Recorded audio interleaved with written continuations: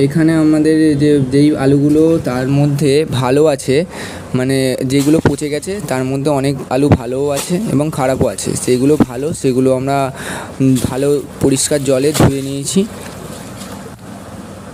এবং যেই সব আলু তার মধ্যে হয়তো পচা হাতে ঠিকছে বা একটু খারাপ, সেগুলো আমরা ফেলে দিচ্ছি জলের ধারে বা জলের মধ্যে, যেগুলো যাতে মাছ ফাছ খেয়ে নিতে পারে। এবং ফেলে দেওয়ার পরে পরিষ্কার করে আলুগুলো ভালো করে ধুয়ে নিচ্ছি।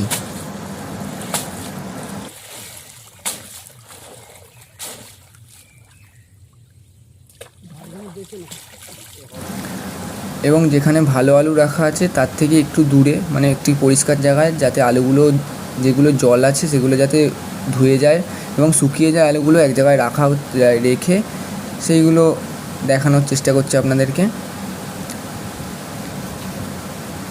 এখানে এক ঝোড়া রাখা হয়েছে আলু, ভালো আলু, এবং এখানেও এক ঝোড়া রাখা হয়েছে তার আগে ধুয়ে রেখে, সেটা